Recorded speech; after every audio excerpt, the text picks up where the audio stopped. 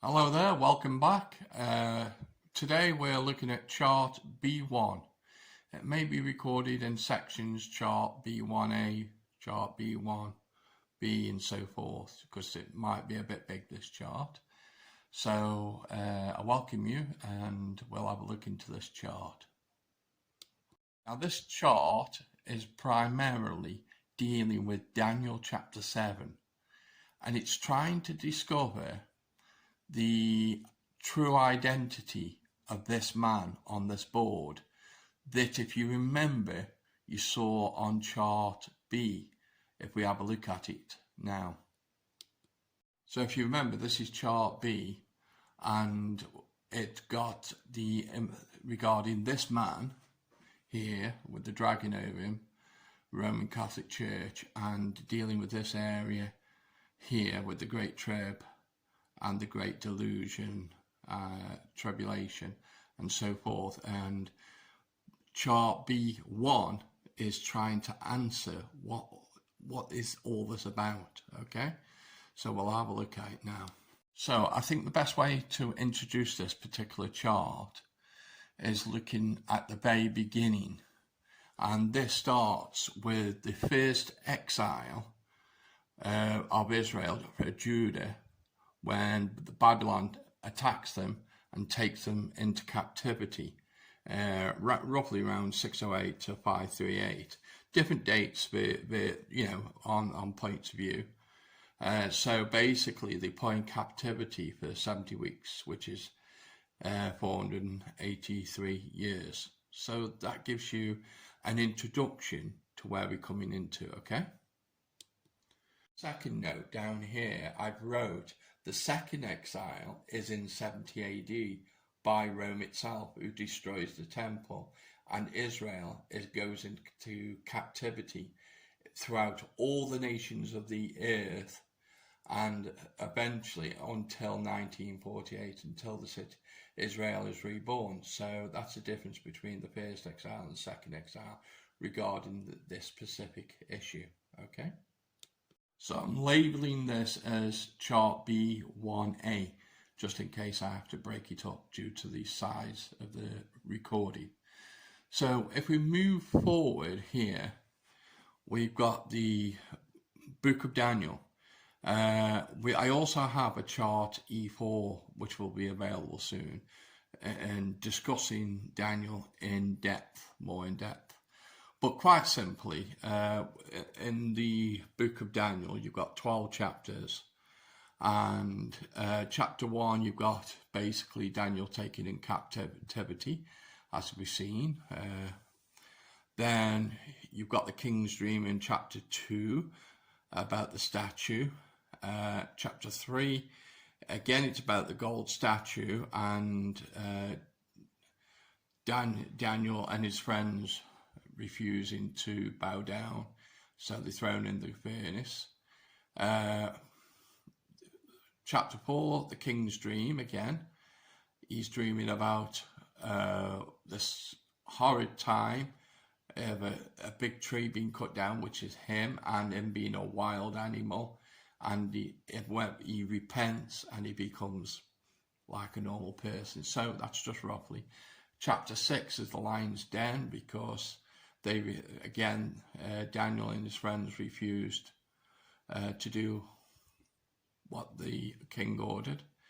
Chapter 7 is the important one, which I've marked up with a dot, and this is the prophecy of the beast and the little one. And as you can see, the arrows pointing down here in this area, and that's number 4. The beast, not number 4, it's talking about. Okay, the fourth beast. The ram and goat, chapter 8, just basically Medo-Persia and Greece fighting each other, and the separation. Chapter 9, 70-week prophecy. This is up here. You will find chart E2 describes it with this. If you look at it, and it shows you 3 charts, not just this chart, which is the 70-week prophecy chart, as you can see. Basically 483 years, 70 weeks, The first 69 weeks are divided in 7 and 62. The decree is issued for the building of the temple. The temple is built, as you can see there, and basically then it's 62 weeks all the way to Jesus' ministry begins, and the cut-off point is there where he's crucified. Then the last week deals with Jesus' death and moving into the last week of the future of where we are now. That last week is about to happen at some point in our generation, our time, okay? And there's also an E1 chart, the genealogy, that talks about the Bible history, showing you how old the earth is. 6,000 years, or 4,000, 2,000, 6,000 years.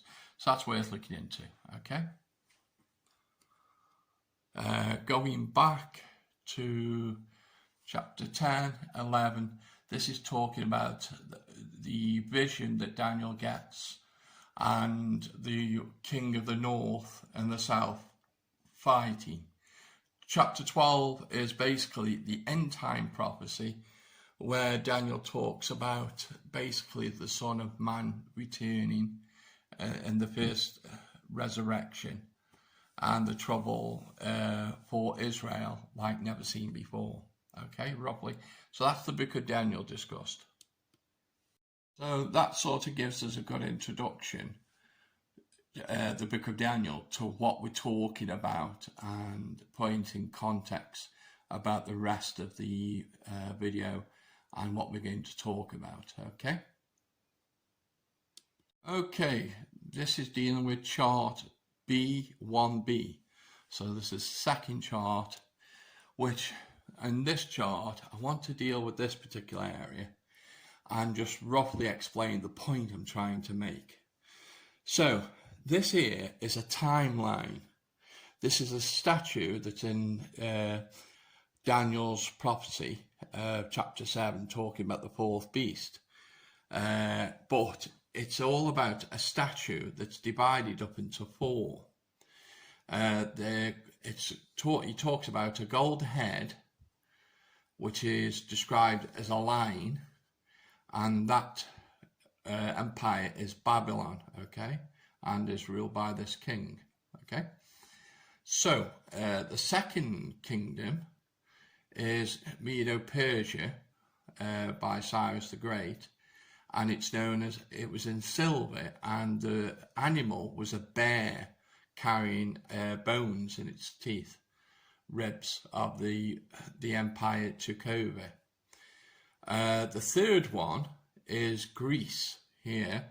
If you remember, Alexander conquered, and the colour was bronze, and it was depicted as a leopard because it was very fast. Alexander was very swift in conquering the Medo-Persians. So where are we now?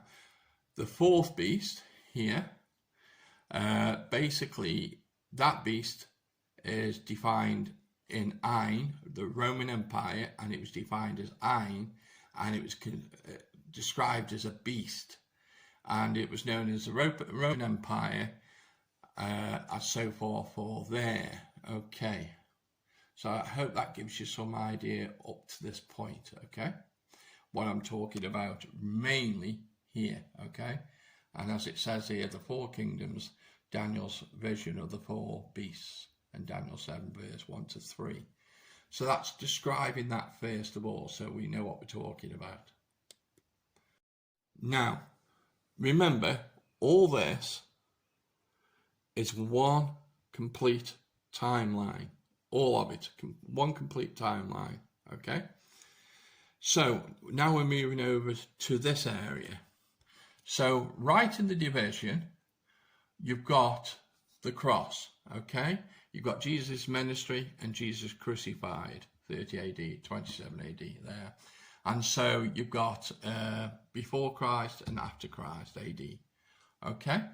So this is the dividing line of the discussion at this point between the statue and here.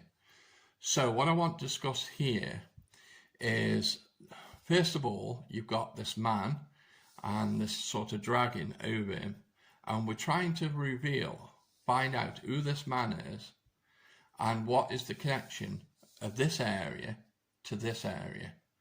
Okay, so let's have a little look at it before we go into detail.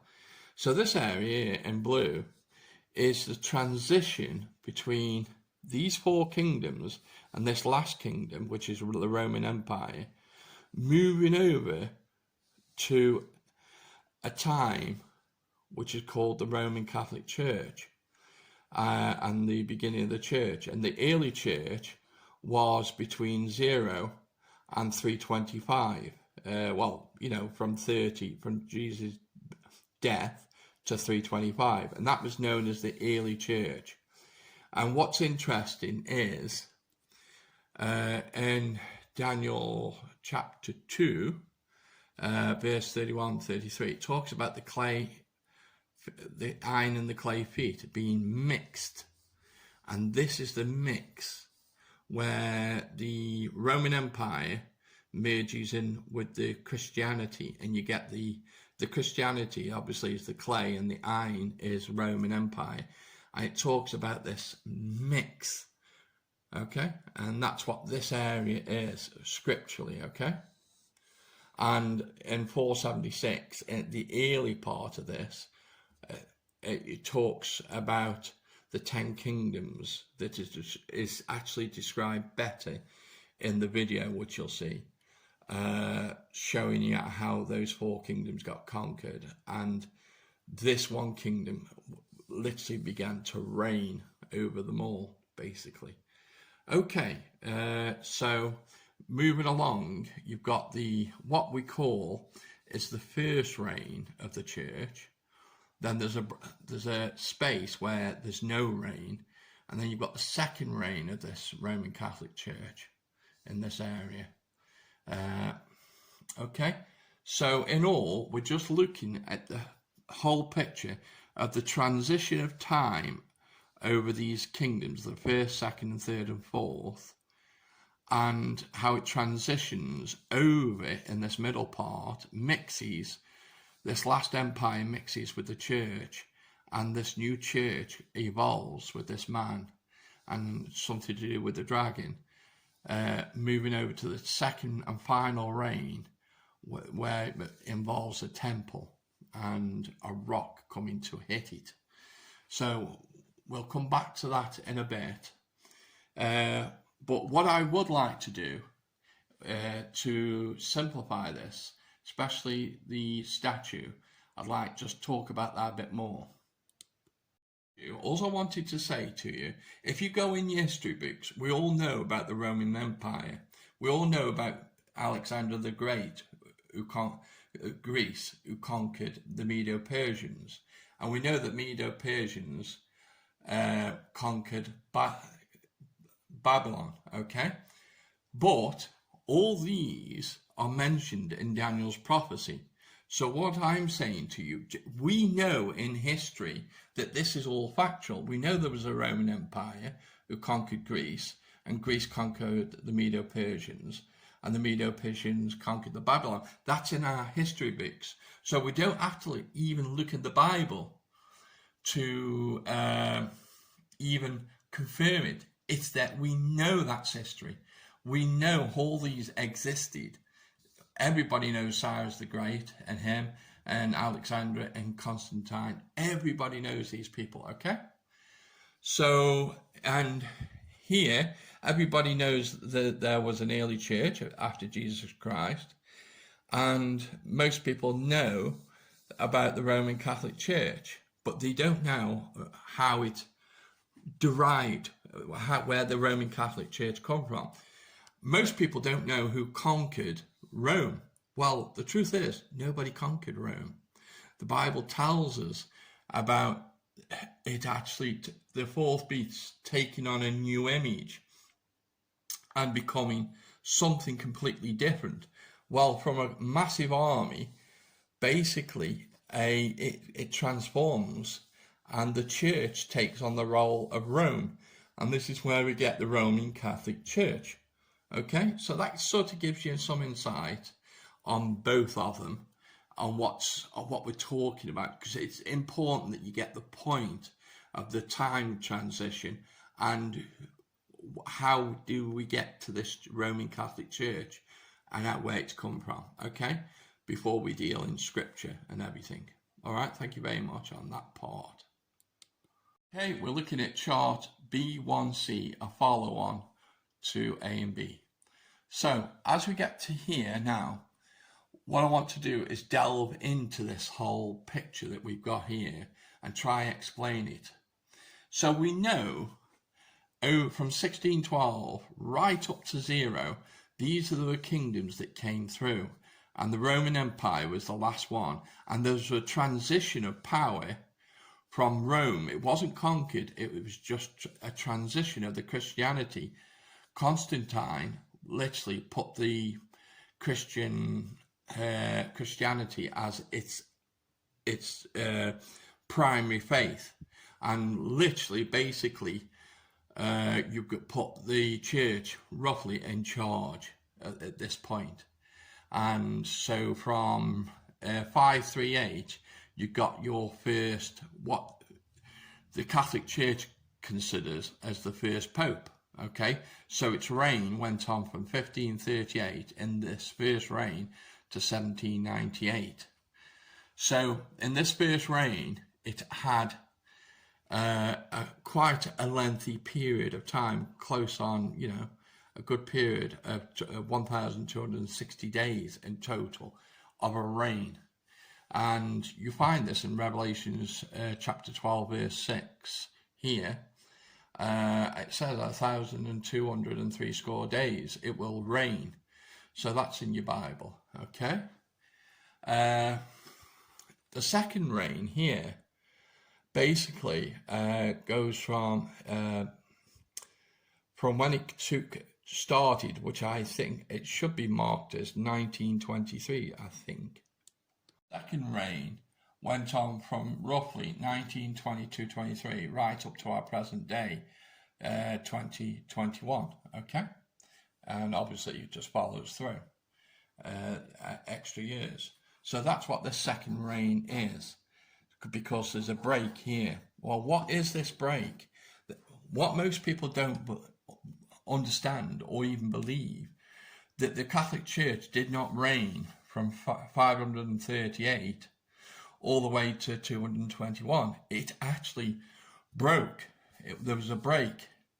And in that break, we find in 1798, Napoleon took control of the papacy. It literally stopped the Vatican, the papacy, the Pope's rule completely. And as we read here, Bertha entered Rome on the 10th of February 1798 and proclaimed it a republic. Half of Europe thought at that time that Napoleon's veto would be obeyed, and that with the Pope and the papacy was dead. Everybody believed that at that point Napoleon conquered Italy, Rome, and took the throne off the papacy, the Vatican, off the Pope, who was ruling at that time here, and that was the end of it. Well, we read in the Bible that it received a mortal wound, and the wound was healed. So you have a second reign. Where does it say this in the Bible? Well, let's have a look. In Revelations 13, verse 3, it says, "And I saw one of its heads, and it was wounded to death. His deadly wound was healed, and the world wondered after the beast." Now, think about this. When the Pope and the Vatican ruled in the early part of the 500 right up to the 17th, 18th century, its power was unchallenged. But then suddenly it was stopped, and many people don't know this, that there was a 200-year break roughly before the second reign of the Catholic Church. And as you probably now know, that the Pope that is presently, it's got a 1.5 million following of the whole world of kings and queens, just like it previously had. So its power is as great, if not more now, and getting up to that point where it become very strong and would conquer the saints like it did in the previous reign. So I'll just leave it at that for a sec, and we'll carry on talking about this. So as you can see, that's a brief outline of what's going on up to now. What we're saying at this point, in this area here, if we go up, we get Revelation chapter 7. On the chart B8, it will explain more about the identity of this man and the connection to the beast, Satan himself. So that's worth looking into, that study, because you may find it make enlighten the understanding to what you already understand here. It amplifies the identity of this person. Okay, so that's worth considering. Regards the 1260 day prophecy, 538 add 1260 gives you 1798. So basically in 1798, as you see here, the mortal wound took place on 1978 by Napoleon and broke the rule of the Pope of the Vatican City, the papacy. It stopped. So that's how that is calculated through Daniel's prophecy. Okay? Okay, welcome back. This is chart B1D following A, B, and C. Okay, now what I want to do is to look into some of these scriptures, which is defining who this person is, who's come from Rome itself and transitioned into a church. Okay, so let's just have a look. We've got here Daniel 2 verse 41 to 43 regarding iron and clay. It will not remain united. So that's correct. So Rome's there and the church there, that transition of iron and clay is separated, and it's literally come into the Roman church now. But it's still Roman, if you get me. So the Empire of Rome is now dissolved into a Roman Catholic Church. It's separated itself, and we know it is the Roman Catholic Church. 2 Thessalonians chapter 2, verse 11, the Great Delusion. Well, what's the Great Delusion going on here? He's saying he represents God. Well, does he? This man is saying he is a pope and he's the head of the church. Is he? Does he represent God? And does he represent the church? Because we are told he does. And over 1.5 million Christians are part of the Roman Catholic Church. And, and he had great power in the first reign. So what else is actually said here? 2 Thessalonians chapter 2, verse 3, the lawless man revealed. So Paul talks about that until Rome was stopped, it was stopping the identity of the lawless one being revealed. So after this middle stage, his visibility appeared on the stage of the world, and he began to rule as a pope. And I don't know, I think there could be 160 odd popes or even more. You might know that, just check it up in your own study. But we probably had in excess of 150 popes plus now. I don't know what the last pope is, number of him, but that gives you an idea of how long this reign has gone on, because I think there's been about 8 popes in this second reign or something like that, the last 8 popes. But here there's, you know, quite a lot of popes have gone by. So we know that Paul is talking about this man who's come out of Rome and now emerged on the scene. He's the lawless man who's to be revealed in this time period that we've got here. But what the Bible tells us also in 2 Thessalonians chapter 2 verse 9, that his power is derived from the dragon, Satan himself. And that's why they've got them connected. So the Bible's pointing out that this man and its power is coming from Satan himself, which, when I first read this, it sort of shocked me and horrified me. You may be getting the same feeling and thought of trepidation and thinking, surely this can't be right. This is why I'm taking the time to show you the chart and the scriptures, so you can see the connection to everything. Because if you're anything like me, I was absolutely overwhelmed with this information. Okay? The other part we've got here, we've got even in Daniel 2 verse 34 says he's brought down by a rock that's not made by man's hands, and struck and smashes this fifth empire, because you got 4. This in itself is an empire itself, the Roman Catholic Church.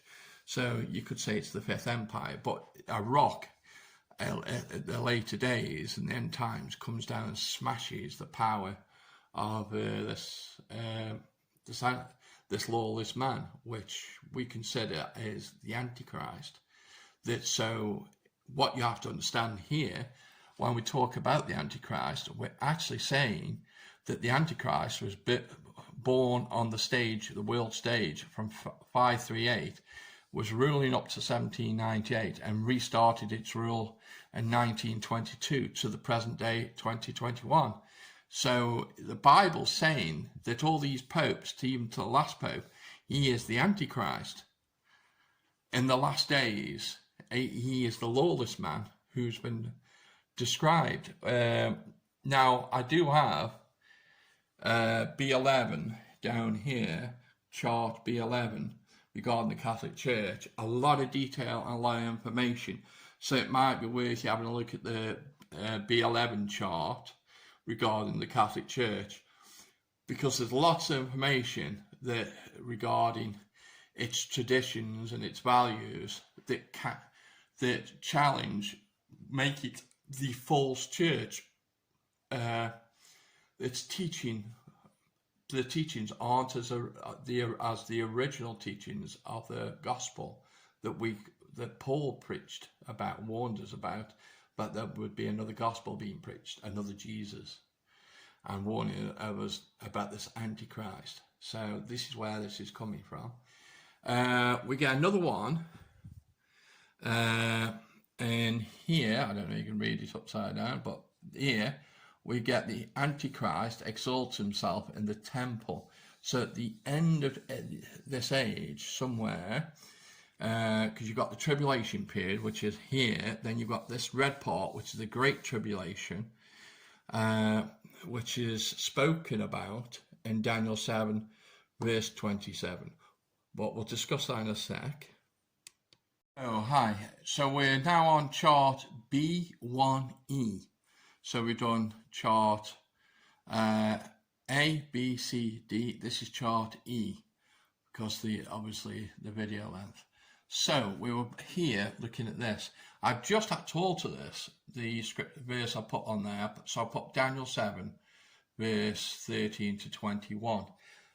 So let's examine this Great Tribulation, talking about him who is exalting himself. So over here I've wrote the identity of him, who clearly identifies this man in our end days. So it says in verse 13, the Son of Man coming. So this is where the Son of Man comes at the end. And verse 20, this is where he says that this man is speaking pompous words, that he is God, and he is God, and he's in charge of everybody in the world and all these. And he puts himself above, the appearance above his fellow people. So he exalts himself as the, say, powerful God. He calls himself Father, King, the Vicar of Christ. So he exalts himself above his fellow brothers in Christ, when we're all supposed to be equal. But this guy, this lawless one, Antichrist, exalts himself above.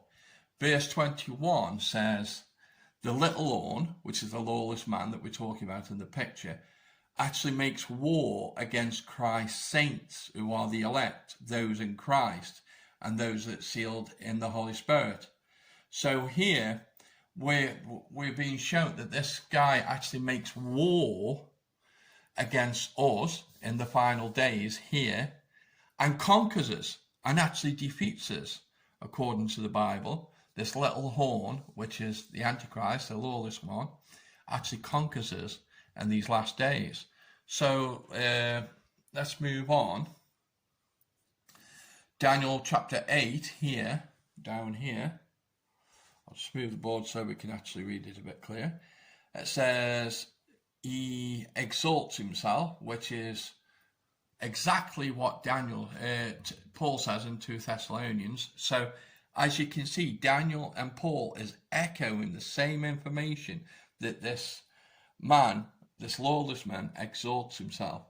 But if you read Revelations 13 verse 7, it says, it was given power to wage war against God's holy people, which is the saints, and to conquer them, and it was given authority over all tribes, people, language, and nations.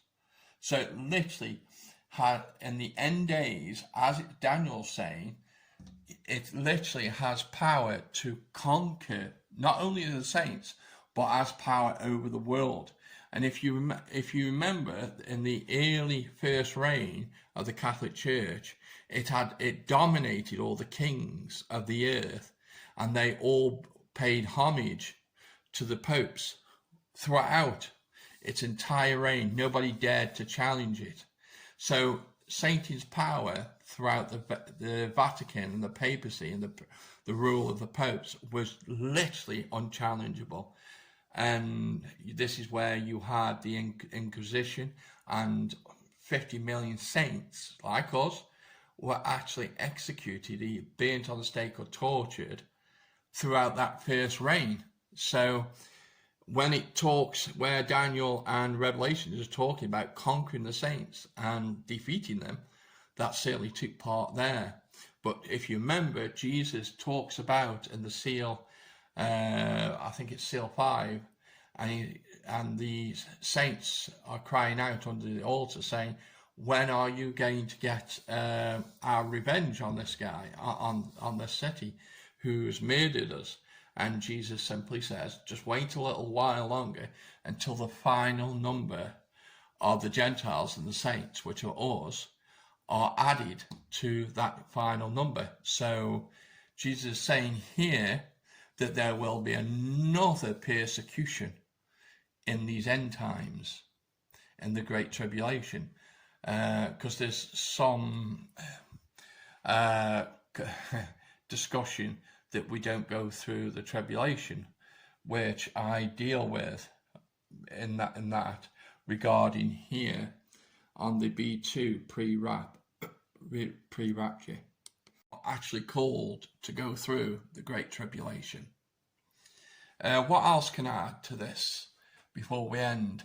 And Daniel 2 verse 1 was showing, it talks about the very end here through the Great Tribulation, that Israel suffer a time of trouble never seen before. It says, now this is interesting, your people, Daniel,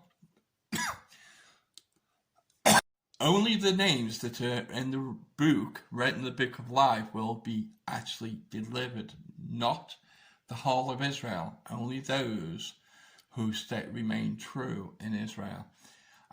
Some of these who are in the book of life will be raised in the first resurrection. Those not in the book of life will be raised in the second resurrection. So this is talking about an end day time, okay?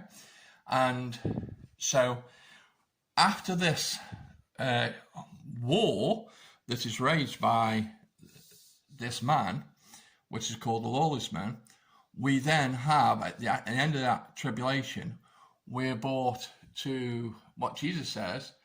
Basically, he says, Matthew 24 verse 29, immediately after the tribulation, the sun and the moon darkened, Jesus returns to gather his saints. The dead are raised first, and those that are alive are raised second to join them in the clouds. So we all know these things. So the tribulation and the first resurrection takes after the great tribulation, not before. So the saints are called to go through. If you recall, there's that particular scripture where the angel says, who are these? The elder says, who are these? And John says, these are those that came through the great tribulation. Okay? The saints who come through the great tribulation. So that verse itself testifies that we covered before, that we do go through this tribulation, we're resurrected, and we are then with Christ to that point. Then you'd have to go to here, look at charts A, B, and C that go through the Revelations from 1 to 5, 6 to 16, 18 to 20, and 20 to 22, that deal with the whole of the Revelations explained and broken down for you. You've got charts B4, B6, B12, B2, and B3 dealing with Revelations 12, 11, 6. The pre-rapture, as I've just said, chart B2, and chart B3 is the wrath. And other than that, you've got Jesus' ministry, B10, chart B5, Reformation, chart P for prophecy, chart G for gospel, and chart H for heaven and hell, and as you know, E4 for Daniel. So I think that ends this discussion. But before we do end it, I just want to take you into one part of the board I've not shown you. Up here, it says all the reformers believed what Luther said, and they made statements of their own. So what did Luther say about this Pope, about this Vatican City, about the papacy? What did he have to say? Well, let's read. He says, Luther said, I know that the Pope is the Antichrist, the seat of Satan himself. The papacy is the general chase of the command of the Roman pontiff for the purpose of running down and destroying the souls, people, basically the saints. So, in a nutshell, you've got all the reformers from the 15th century, right, going up to the Methodists and the Church of England. All these reformers, even going right up to the 19th century, all speaking that this man, right up to the 19th century, they herald him as the Antichrist, the popes of the papacy and the Vatican, who are now reigning here in this latter reign, and its last reign. So what I would say to you, remember, we're known as Protestants who protested against the Pope and his evil reign, murder of innocent saints. Why would one Christian kill another saint? This is the question we've got to have. There must be something wrong, which we've now shown. There's something which was driving him was the power of Satan to commit these acts. That's why Luther turned against his own Pope and the Vatican City itself and said it was the seat of Satan, and he considered the Pope as the Antichrist. And from there on, right up to 1900, this was commonly held, this particular view.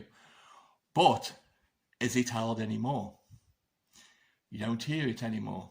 So this is the story that I want to show you from 1612 right up to 221, what the common view was held against the Vatican, the papacy, and the popes.